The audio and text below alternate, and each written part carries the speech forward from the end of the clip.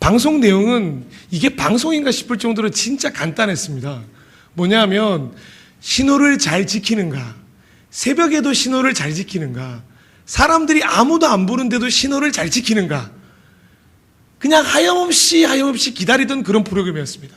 만약에 아무도 신호를 안 지킨다, 그럼 방송을 접고 그냥 집에 가는 거예요.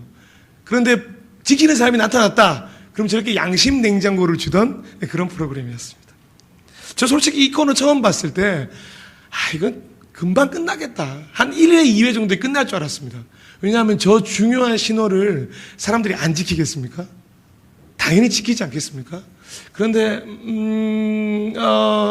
TV를 계속 보고 있는데 제 생각과는 좀 다른 결과가 펼쳐지는 겁니다. 저도 뭐 사실 양심적인 거 하나 없지만 그 뭐 묻은 게가 올렸고 뭐 묻은 게 뭐라고 하잖아요. 적잖은 실망감이 참 몰려왔습니다. 왜 저렇게 어른들은 신호를 안 지키실까? 저렇게 중요한 신호를. 근데 그쯤에 저희 아버지께서 트럭을 운전하고 계셨습니다. 야간 트럭을 특별히 운전하고 계셨는데 저 프로그램을 같이 보고 있었는데 저한테 아주 구수한 어투로 한마디를 하셨습니다. 근데 아직도 벌써 한 23년 정도 지났잖아요. 아직도 안 잊혀지는 겁니다. 한번 들어보시겠습니까? 제가 그대로 한번 그때 아버지께서 저한테 했던 말을 그대로 숨도 쉬지 않고 그대로 읽어드리겠습니다. 저도 오랜만에 사투리 쓰는 거라 긴장해야 됩니다. 자, 에헤이 뭐라 캐싼 놈 마차가 아무도 안 지킨다가 보나 마나도 뭐 하려고 지만 프로 안 들어가는지 모르겠네. 이 아빠도 안 지킨다 아이가 문지시키고 언제까지 새빠지게 기다리고 앉아 그냥 갚이지, 이렇게 얘기하셨습니다. 네, 이게 충격적이지 않습니까? 아마도 못 알아들으셔서 충격적이실지도 모르겠습니다. 알아들으신 분들은 저랑 같은 동양이실 거고요. 제가 이거를 그 서울 표준어 번역 프로젝트로 바꿔서 제가 읽어드리겠습니다. 아이고 뭐라고 말씀하십니까? 저 일은 아무도 안 지킬 것입니다. 안 봐도 확실합니다. 무엇 때문에 저런 프로그램을 만들었는지 골치가 아프네요. 미안하다 아들아, 아빠도 지키지 않는단다. 시간도 없는데 기다리고 있는 사람은 바보입니다. 그러니 빨리 가십시오. 이 얘기를 하셨던 거죠. 이제 이해 가십니까? 저희 아버지께서 트럭을 운전하시는데도 이걸 안 지키시는 거예요. 그럼 대체 제가 다니엘서 말씀을 읽어놓고 왜 이 TV 프로그램 영상을 봤느냐? 오늘 기가 막히게도 저희가 읽었던 다니엘서 6장 말씀에서도 또 오늘 영상에서도 잃지 않은 한 단어가 있습니다. 혹시 발견하셨습니까? 답을 말씀하고 싶으시죠? 예, 바로 그겁니다. 지우씨, 답이 뭔가요? 정답은 바로 이겁니다. 늘 지켜요. 다니엘은 어떤 일이 있든지 간에 늘 기도하는 사람이었고, 저 양심 냉장고 1호의 주인공은 무슨 일이 있든지 신호를 잘 지키던 사람이었습니다. 변함없이 늘 지켜요. 저 멘트가 저한테 쫙 와닿는 겁니다. 다니엘 참 좋아하시잖아요. 저도 다니엘을 참 좋아합니다. 근데 그 중에서도 다니엘을 왜 좋아하느냐 물어보면 뭐 수많은 일들이 있겠지만 바로 이 구절 때문에 좋아합니다. 다니엘은 수많은 상황이 있고 어떤 상황이 있든지라도 늘 변함없이 하던 한 가지가 있었습니다. 그게 뭔지 오늘 10절 말씀 한번 다시 한번 볼까요? 10절 말씀입니다. 다 함께 읽어보겠습니다. 시작.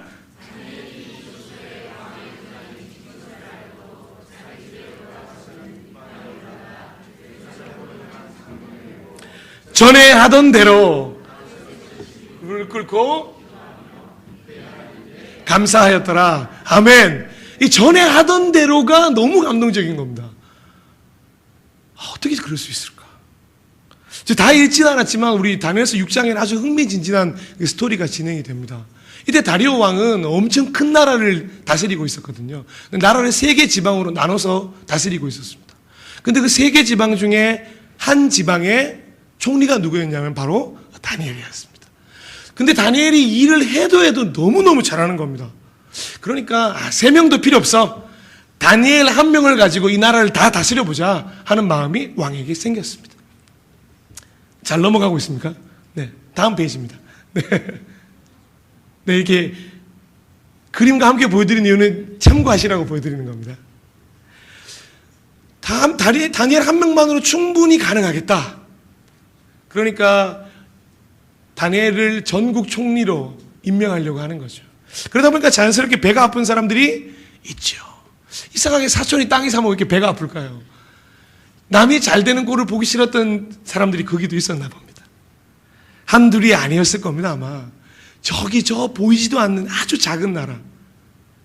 이스라엘의 그 식민지 국가에서 온 다니엘이 총리가 된다니 절대 내 눈에 흙이 들어가고 나서는 흙이 들어가고 나도 절대 용납할 수 없는 일이 바로 그런 것이었을 것입니다. 그래서 이 다니엘을 끌어내리려고 어떻게든 트집을 잡기 시작합니다. 근데 트집을 잡아보려고 애를 써도 트집이 하나도 없는 겁니다. 오히려 다니엘의 트집을 잡아보려고 하다가 다니엘에게 반한 사람도 참 많았을 겁니다. 아, 그 사람 진짜 좋은 사람이네. 그러니까 왕이 전국을 다스리게 하려고 했지. 인정. 나 그러면 전국 다스리는 거 나 인정. 이렇게 하면서 다니엘의 팬이 된 사람도 굉장히 많았을 것입니다. 그럼 여기서 멈추면 좋잖아요. 사람이 늘 멈출 때를 알아야 되잖아요. 그런데 멈추지 않고 끝내 다니엘의 약점 한 가지를 발견합니다. 다니엘의 약점이 뭔지 아십니까? 그것은 바로 하나님의 율법이었습니다. 모든 사람이 다 다니엘이 하나님을 사랑하는 줄 알고 있었습니다. 그러니 다른 것 가지고 다니엘을 넘어뜨리지 말자. 하나님의 율법을 가지고 다니엘을 쓰러뜨리면 충분히 가능하다. 이렇게 생각한 겁니다. 어디 다니엘이 하나님을 버릴지 하나님을 계속해서 섬길지 두고 보자. 이런 계획을 세웠죠. 그리고 왕에게 달려갑니다.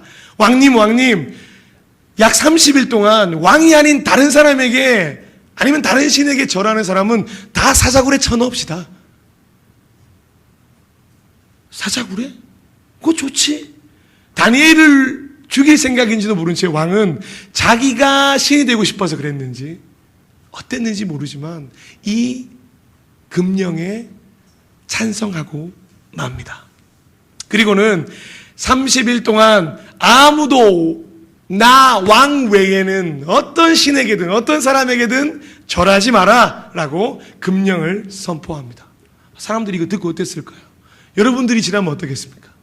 저라면 안 했을 겁니다. 이거 하나님이 다 이해하시겠지. 하나님도 이해해 주시고 설마 제가 죽는 거 원하시겠어요? 잠시만 조금 수그리자. 상황이 이럴 때는 좀 수그리고 타협하고 인정하고 그럴 줄도 알아야지 뭘. 하나님이 나를 그렇게 내버려 주실 분이 아니야. 그렇다고 매일 기도하지 않는다고 해서 하나님이 나한테 없는 거야? 아니야. 내 마음속으로 하나님만 잘 모시고 있으면 되는 거지 무슨. 그런 생각을 하며 기도하지 않는 유대인들이 생겨났을 겁니다. 그런데 여기 합리적인 것과 이성적인 것과는 거리가 너무나도 먼 무대뽀적인 사람 한 사람이 있습니다. 우리가 잘 알고 있는 하나님의 사람 다니엘이 있습니다. 그런 금령이 내려오든지 말든지 사자굴에 들어가든지 말든지 죽든지 말든지 전혀 상관하지 않고 늘 하던 대로 전에 하던 대로 기도하던 한 사람이 있었습니다.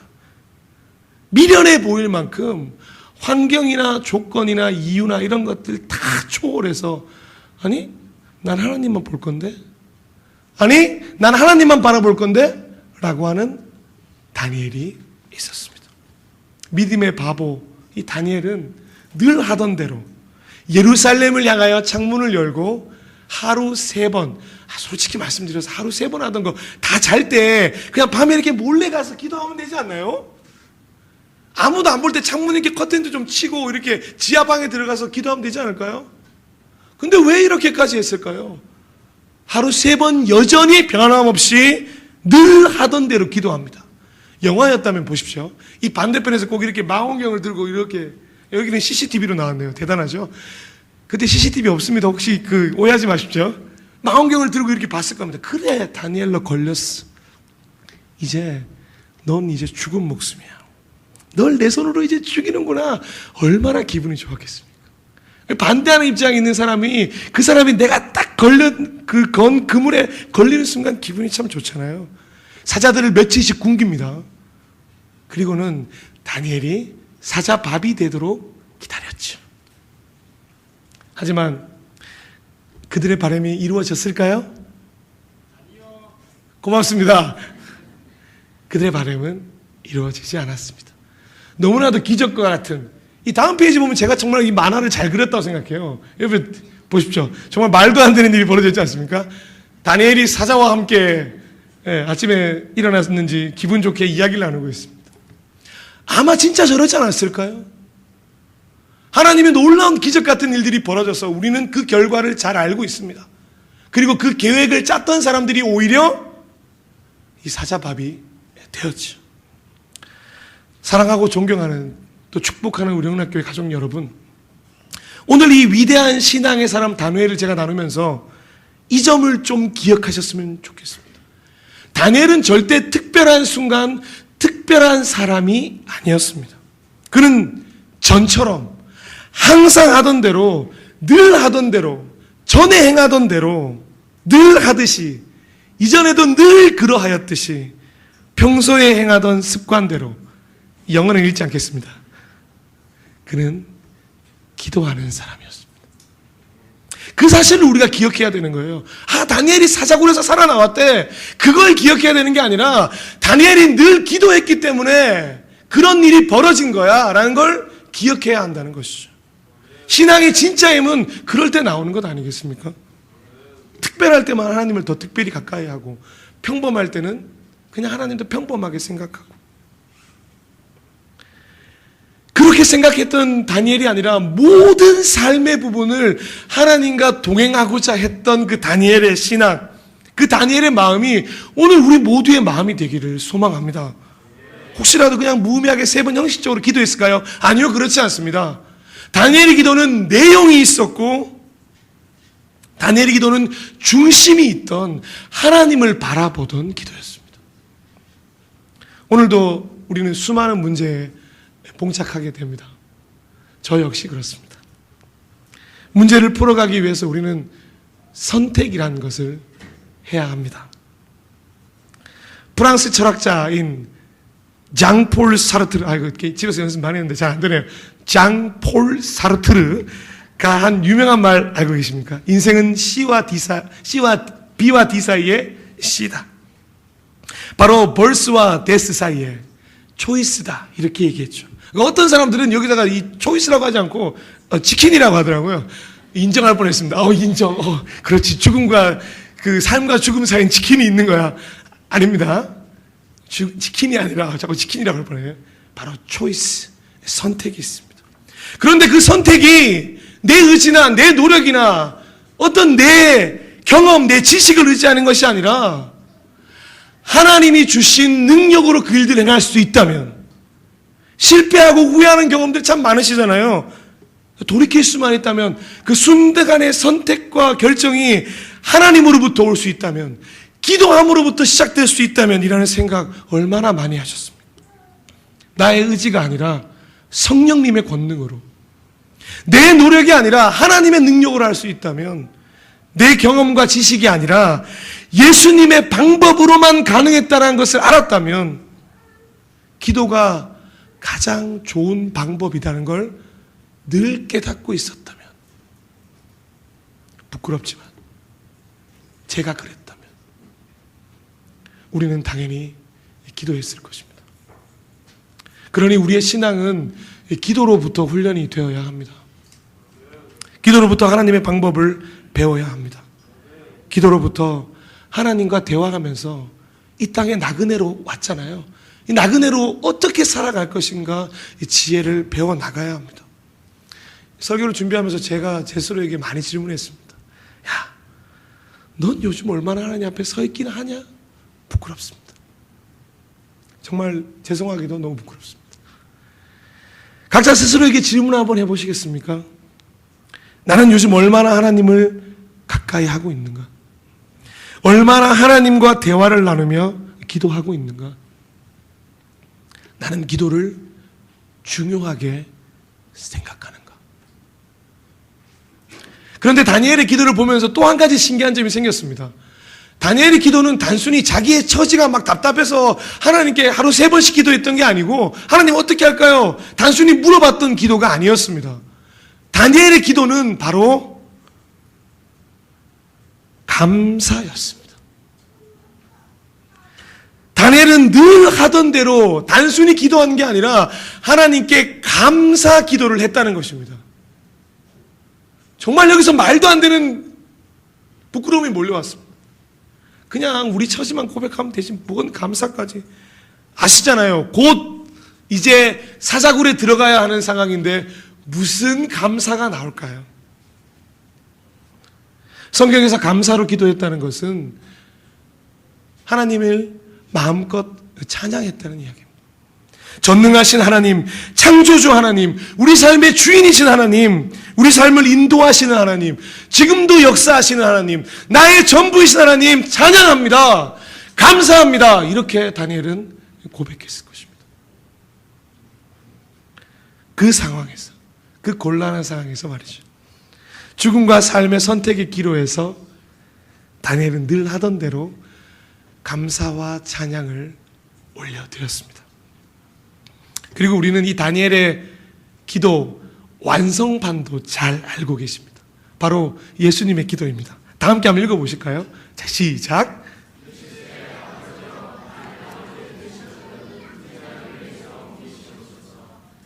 내 뜻대로 되게 맙시고,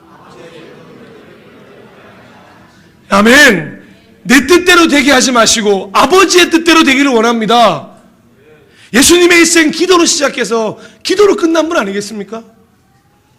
늘 하던 대로 기도하던 분이셨습니다. 놀랍게도요, 하나님의 아들이라고 기도 안 한 게 아니십니다. 하나님의 아들이시지만 기도하셨습니다. 늘 감사하고 늘 찬양하고 늘 기도할 곳에 찾아가신 우리 예수님, 십자가를 목전에 두고도 도망치지 않으시고 회피하지 않으시고 기도하면서 이렇게 고백하지 않으셨습니까? 아버지의 뜻대로 되기를 소망합니다. 그렇게 십자가를 지시고 우리 모두를 구원하신 그 예수님이 가신 길을 우리도 따라가야 할 줄 믿습니다. 성경에는 에스더의 죽으면 죽으리라 하는 특별한 기도도 있습니다. 엘리야는 3년 6개월 동안 가뭄이 멈추고 서는 것을 위해 기도했습니다. 삼손은 마지막 생애야 비로소 특별한 기도를 하나님께 드렸습니다. 많은 믿음의 선배들이 한 특별한 기도들이 성경에 참 많이 있습니다. 특별한 기도가 나쁘다는 것이 아닙니다. 특별한 순간이 오면 특별히 기도해야겠지요. 하지만 하나님이 진짜 원하는 것이 매번 특별한 순간이 올 때 특별한 기도를 하는 것일까요? 어쩌면 하나님께서 간절히 찾고 계실 기도는 하루의 시작과 중간과 끝, 그 하루의 삶을 하나님과 동행하기 원하는 그런 기도 아니실까요? 시작을 주님께 맡기고 중간을 하나님과 함께 점검하고 끝을 감사로 마무리하는 늘 하던 대로의 기도를 하나님은 원하시는 줄로 믿습니다. 어렵다고 생각되십니까? 딱 그것은 내가 할 것이 아니요, 그건 다니엘이나 할 수 있는 것이요, 이렇게 생각하십니까? 그렇지 않습니다. 이렇게 한번 기도해 보십시오. 아침입니다. 하나님, 오늘 하루를 시작합니다. 부족한 저를 인도해 주십시오. 저를 통하여 하나님 영광 받으시는 하루가 되게 해 주십시오. 자, 3초면 충분합니다. 자, 점심입니다. 점심 식사 드셨어요? 하나님, 이런저런 결정을 해야 하는데요, 하나님 지혜를 주십시오. 지혜의 근본 되시는 하나님 찬양합니다. 이렇게 기도하는 거예요. 저녁이 되었습니다. 그게 잠자리 전이든 저녁 식사든 상관없습니다. 하나님, 오늘 하루를 인도해 주시니 감사드립니다. 순간순간 세밀하게 인도해 주시고 기가 막힌 타이밍으로 함께 해주셔서 감사합니다. 찬양을 받으시옵소서. 아멘. 아침, 점심, 저녁 다 하는데 1분도 안 걸립니다. 하지만 중심은 하나님께 있기 때문에. 근데 이것도 어려우시다 그러면 일단 밴드에 가입을 하십시오. 제 밴드 홍보사가 아닙니다만 밴드에 가입을 하십시오. 요즘 목사님께서 월요일부터 금요일까지 새벽 예배 말씀을 잘 추리셔서 아주 떠먹기 좋게 올려주십니다. 다 읽는데 한 1분도 안 걸립니다. 친절히 기도 제목까지 다 올려주십니다. 거기에 올라온 말씀을 아침에 묵상함으로 시작하기만 해도 이 거룩한 습관이 생기는 줄로 믿습니다. 거기서부터 시작하시죠. 어마어마하게 대단한 것부터 하지 마시고 목사님이 주시는 그 말씀 하나하나 받아먹는 것부터 시작하시죠.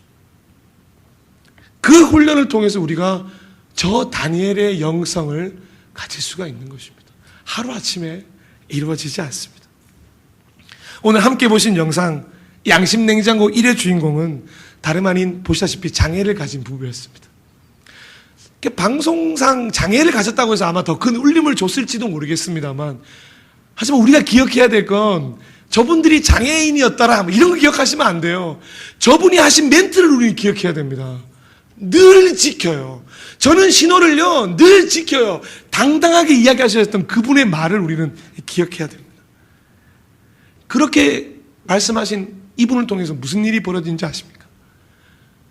단순히 저분은 늘 하던 대로 지켰을 뿐인데 96년, 97년도에 무슨 일이 일어난 줄 아십니까?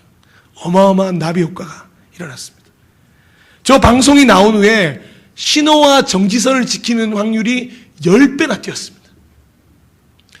정지선을 안 지켜 죽던 사람들이 급감하기 시작했습니다. 단순히 저분은 늘 지킨다는 저 말 한마디를 했는데 저 일들이 어마어마한 나비 효과를 일으키기 시작하는 겁니다. 놀라운 일 아니겠습니까? 어떤 사람은 이야기하죠. 에이, 그냥 양심 냉장고 받으려고 지켰겠지. 아이, 그러면 어떻습니까?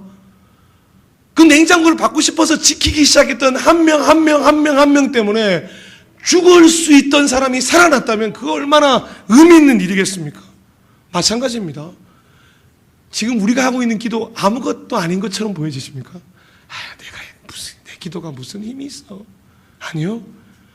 지금 늘 하던 대로 하시는 그 기도가 나비 효과를 일으켜 어마어마한 부흥의 초석이 될 것을 믿습니다. 평범하지만 그 거룩한 습관이요, 교회를 변화시키고 이 땅을 변화시키게 되는 귀한 첫 시작이 될 것을 믿습니다. 평범함이 곧 특별함이 되는 역사, 저희 교회부터 시작하면 안 될까요? 저 옆에 있는 교회 말고요, 하늘빛 땡땡 교회 말고요, 전하세요 교회 말고요, 우리 영락교회부터 시작하면 안 될까요?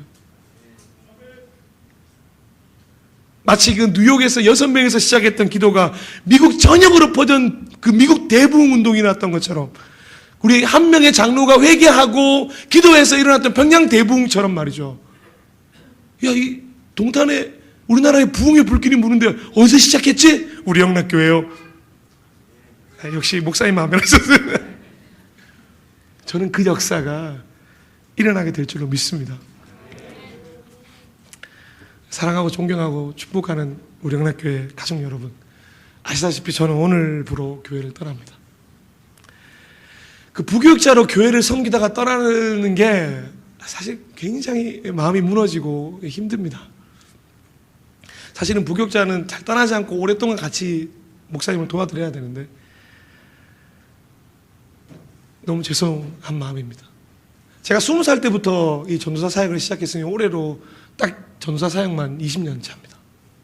부교육자 20년이 되었는데도 불구하고 여전히 헤어지는 건 두렵고 떨리고 죄송스럽고 마음이 무너지고 그렇습니다.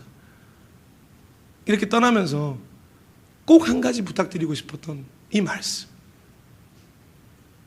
저도 지켜나갈 그 말씀, 우리 다시금 기도의 자리를 회복했으면 좋겠습니다.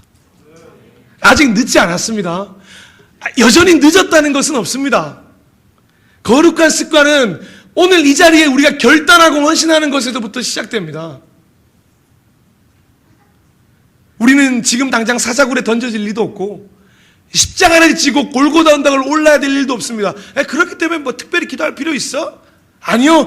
그렇기 때문에 기도해야 됩니다. 언젠간 우리에게 그런 순간이 다가올 때에, 슬픔이 우리를 둘러덮고 특별한 어려움이 우리를 찾아왔을 때, 그때야 비로소 기도해야겠다. 늦습니다.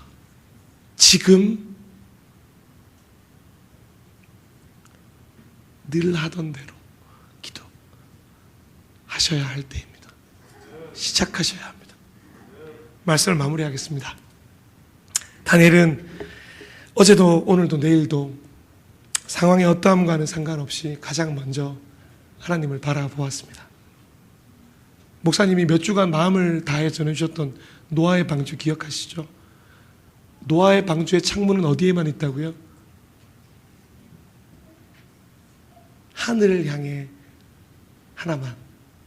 저희 그림을 하나네요. 하나만.